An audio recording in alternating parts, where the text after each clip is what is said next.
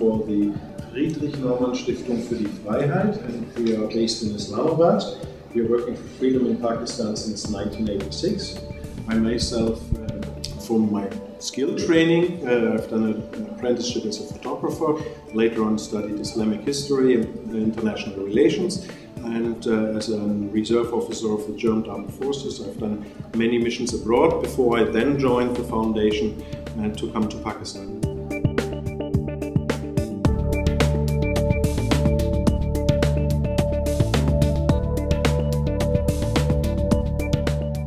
If we have either literacy or lawlessness or poverty as a pure production. For example, if you have a poor farmer in Sindh who doesn't even pay taxes, who is getting up by sunrise and is working until sunset, he does not even have a chance to be corrupt, he himself. It's more, as we say, corruption as a misuse of a power position for private gain, purely private gain. You have to have this position first to be corrupt. On one hand, as you need two persons for corruption, the passive and the active one, but that would be finally the receiving one, but perhaps is sometimes also active in this respect that the receiving part can be blackmailing somebody else, and thus even theoretically passive, he's finally getting quite active. So if you don't give him this position, if there's not the possibility, then he cannot be corrupt. And the one who is giving is often in a threatened position and in a weak position that he's forced to give.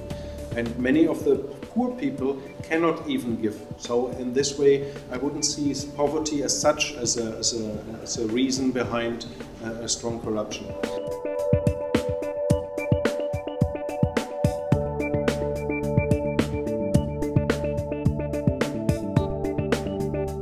Well, according to Rating of Transparency International, the answer would in that way clear, but as not states are corrupt in that sense, but a state can be bankrupt, but not corrupt in that sense, but the actors are individuals, the actors are single persons.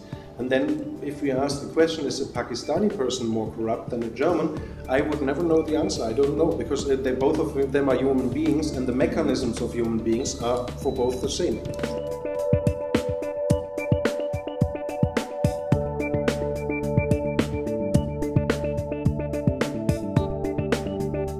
Well, one tool as laid out is the Freedom of Information Act, which has been come into law in many more Commonwealth countries in the recent years. This is the right direction in the step ahead, which laid a very good foundation. It's now up to the citizens and the individual to claim these rights. More steps can be taken in accountability. It can be more monitored from the media side, which is also there. We are on a very good development in Pakistan, since we have a quite free media in here. So this is also a good sign for the development and in the reduction of corruption. And then it'll depend on the single states.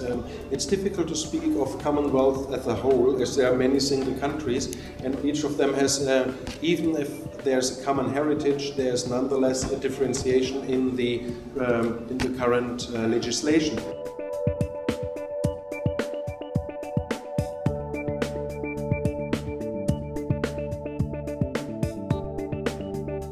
First of all, say no to corruption if it occurs to you, every one of you, and every member of Women Media Center.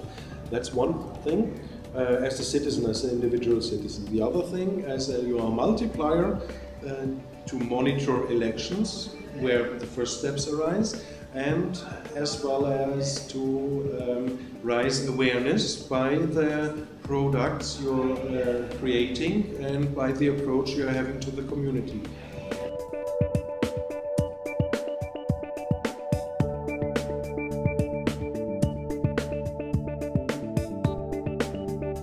Whatever I've seen were very professional products, and being here now, the atmosphere speaks volumes. It's a pleasure to be in here, and it's you feel really the nice environment of the people communicating, which is the basics in media, but also interacting with each other. So that's a real pleasure, and from this perspective I think you have the right approach, professional in the product, and by the way you are interacting with each other, I esteem you are also thus interacting with your audience, and therefore I think that's definitely the right path, and therefore good luck to you, and please continue.